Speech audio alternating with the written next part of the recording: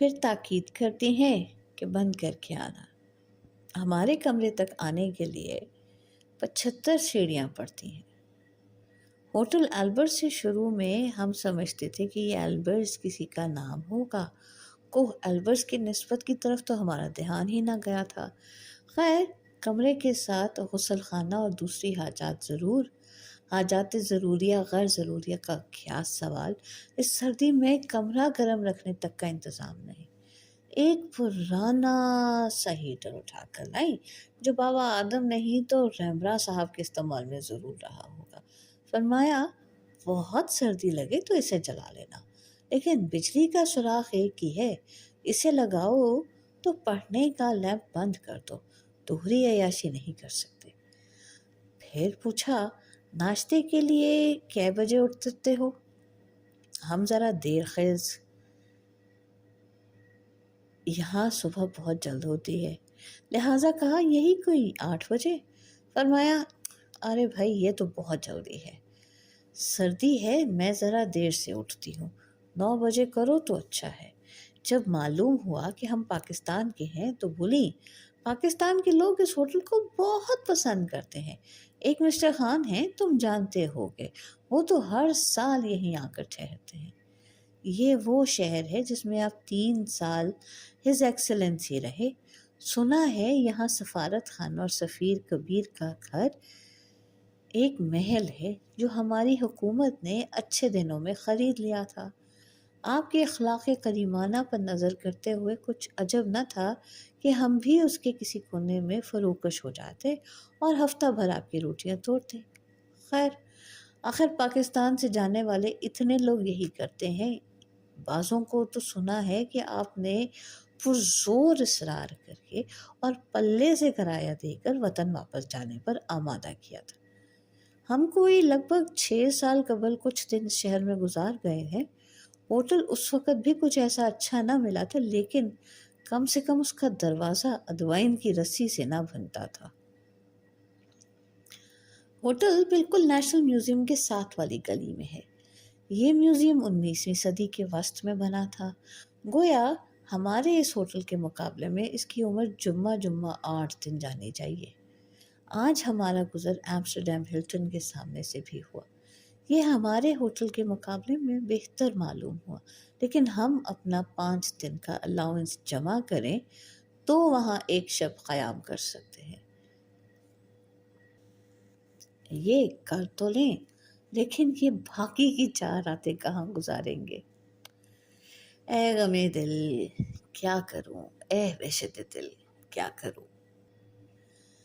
لیجئے، آج 6 راتیں وہاں گزارنے کے بعد ہم ہوٹل البرٹ سے چلے آئے اور وہ بند ہو گیا، کم از کم عارضی طور پر، کیونکہ اس ہوٹل میں ہم تنہا مسافر تھے۔ ناشتے کی واحد میز پر صرف ہمارے لیے ناشتے کا انتظام ہوتا تھا، فقط ہمارا بستر بچتا تھا۔ مسز البرٹ بازار سے فقط 2 انڈے اور 1 ڈبل روٹی لاتی تھی، ایک ہمارے لیے ایک اپنے لیے، بلکہ ہمارا خیال ہے بازار جاتی ہی نہیں تھی، کیونکہ ادوائن کی رسی کے ساتھ ساتھ سیڑھیوں میں ہم نے ایک اور تار سی بندھی دیکھی جس کے سرے پر چھینکا لٹکا ہوا تھا۔ انڈے ڈبل روٹی والا صبح صبح آ کر گھنٹی بجاتا تھا، مسز البرٹ ادوائن کو جھٹکا دیتی اور دروازہ کھول جاتا۔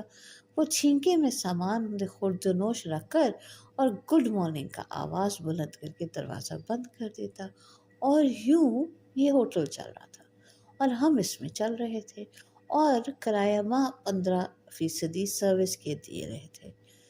قاعدے سے یہ 15% سروس ہمارا حق بنتا تھا، کیونکہ ہوٹل کے مسافر، خواہ وہ ہم خود ہی تھے، کا سامان اوپر چڑھانا اتارنا ہمارا کام تھا۔ دروازہ کھولتے بند کرتے ہم خود تھے۔ کوئی فون آتا تھا تو دوڑے دوڑے کوریڈور میں ہم جاتے تھے، صابن ہم اپنا برتتے تھے، جوتے ہم اپنے خود پالش کرتے تھے۔ رات کو اس ہوٹل میں عجیب سناٹا ہوتا تھا۔ اس کی 3ری منزل پر ڈیوری والے کمرے میں ہم، نیچے نہ جانے کہاں مسز البرٹ انگریزی بولتی ضرور تھی، لیکن زبان میر اور کلام میرزا کی طرح خود ہی سمجھتی تھی۔ ہماری خدمت نہ کر سکنے کا انہیں ملال تھا۔ کیونکہ بقول ان کی صحت اچھی نہ رہتی تھی، حالانکہ عمر ان کی کوئی 65 سال سے زیادہ نہ تھی۔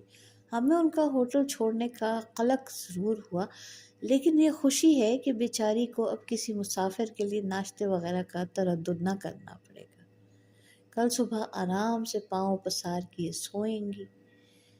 یہ امکان کم معلوم ہوتا ہے کہ کوئی شامت کا ہمارا مسافر وہاں آ نکلے۔ ایک روز ایک شخص آیا ضرور تھا، کمرہ دیکھنے کے بعد بولا، اچھا میں ابھی آتا ہوں، لیکن جو مجھے دیکھنے کو آتا ہے پھر مجھے دیکھنے نہیں آتا۔ اب ہم میوزیم ہوٹل میں ہیں، جو بالکل ساتھ والی گلی میں ہے۔ مسز البرٹ سے ہم نے جھوٹ بولا ہے کہ ہم دوسرے شہر ہیگ جا رہے ہیں، کیونکہ اب ہمارا کام وہاں ہے، ایمسٹرڈیم میں نہیں۔ ہم شادی کے چیلے ہیں، دروغ مصلحت آمیز کے قائل ہیں۔ ہمارا یہ اچھا صاف ستھرا کمرہ ہے، سیڑھیاں بھی ہوٹل البرٹ کے مقابلے میں آدھی ہو کا عالم بھی نہیں ہے، کیونکہ نیچے سامان اٹھانے کو ہری جیکٹ والے دربان، کاؤنٹر پر 2 لڑکیاں، ایک طرف کو ناشتے کا کمرہ اور ریستوران جن میں مکلف وردیوں والے پہرے ترت پھرت کرتے نظر آتے ہیں۔ مسافروں کی ریل پیل، مرکزی ہیٹنگ بھی ہے۔ مسز البرٹ نے ہمیں ہیٹر کہہ کر جو آلہ دیا تھا اس میں سے ہوا تو آتی تھی، گرمی ہم نے نہ دیکھی۔ اسے کئی بار اٹھا کر ہم نے گود میں بھی رکھا، کچھ فائدہ نہ ہو، شب بھر ٹھٹھر کرتے رہے۔ تولیے کی جگہ 4 گرے کا ایک رومال تھا اور ایک 4 گرا کپڑے کی قسمت غالب یہ تھی کہ 6 دن میں تو بدلا نہ گیا۔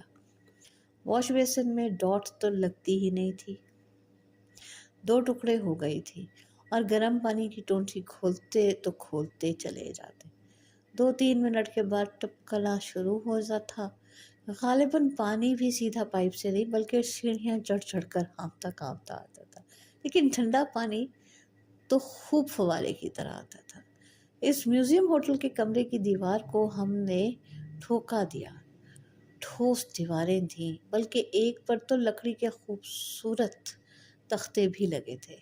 ہوٹل البرٹ میں ہمارے کمرے کی دیواریں تحقیق نہ ہوا کہ کس مسالے کی تھی، انگلی سے دباؤ تو اتنی دور اندر کو دب جاتی تھی کہ ہمارا خیال ہے موٹا کاغذ تھا، اس کے پیچھے خلا تھا، اور خلا کے پیچھے جانے کیا، کچھ نہ کچھ تو ہوگا۔ خلا کی کھوج لگانے کا جنون روسیوں کو ہے، ہمیں نہیں۔ مصروفیت سنے کہ صبح ہوتی ہے، شام ہوتی ہے، عمر یوں ہی تمام ہوتی ہے اور ہمارا کام تمام کرتی ہے۔ ہر روز ایک نئی منزل سر پر کھڑی ملتی ہے۔ کل صبح 9 بجے ایک صاحب سے ڈفٹ میں ملنا ہے۔ ایمسٹرڈیم سے گاڑی 7:55 تک چلتی ہے اور 8:55 تک پہنچ جاتی ہے، اور 7:55 پر چلنے کے لیے اسٹیشن پر 15-20 منٹ پہلے پہنچو، ٹکٹ لو اور پلیٹ فارم تلاش کرو۔ اس کے لیے آدھ میل دور جا کر 16 نمبر کی ٹرام پکڑنی چاہیے۔ اس کے لیے گھر سے کم از کم 7 بجے نکلو، اور چونکہ فیشن کا انتظام صفائی بھی ضروری ہے، یعنی شیو کرو، منہ ہاتھ دھو، کپڑے پہنو، تو 6 بجے اٹھو، یعنی نور کے تڑکے۔ ہم بہو بیٹیاں یہ کیا جانے۔ خیر، مسز البرٹ سے ٹائم پیس مانگا، ڈفٹ گئے۔ انہوں نے پہلے ہی فون کر رکھے تھے، ایک اور شہر میں روٹرڈم میں نیا ٹکٹ لیا اور وہاں بھی جا اترے۔ وہاں کے کام بھگتائے تو پھر ہیگ آئے، کیونکہ ہیگ کے پاس ایک قصہ ہے جہاں وزارت خارجہ کے دفاتر ہیں، اور وزارت خارجہ کے ایک افسر ہماری ملاقات کا اشتیاق رکھتے تھے، بشرطے کہ ہم ان کے پاس پہنچے۔ یہ تجربہ ہمیں کبھی نہ بھولے گا۔ یہاں کے لوگ بے حد با اخلاق ہیں، اگر ان کو کوئی راستہ معلوم نہیں تو بھی ٹکا سا جواب نہ دیں گے، بلکہ کچھ نہ کچھ بتائیں گے ضرور۔ کوئی نہ کوئی ٹرام کا نمبر بتا دے گا، بس نمبر بتا دیں گے، یا انگلی سے کسی طرف اشارہ کر دیں گے۔ چنانچہ کسی نے ہم سے کہا 10 نمبر ٹرام لو، فوبا کے اسٹیشن پر پہنچے گی، وہاں کسی سے بھی پوچھ لینا۔ वहाँ उतरे और किसी को पते की चिट दिखाई तो बहुत से लोग जमा हो गए और बैक वक्त चारों सिमतों में इशारा करने लगे। आखिर 32 नंबर की बस ली।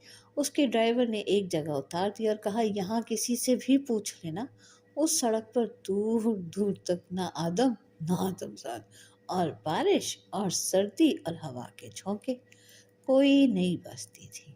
एक लड़का एक मकान के सामने खड़ा था। हम डग भर थे वहां अभी पहुंचे न थे कि साइकिल पर चढ़कर एक तरफ को रवाना हो गया।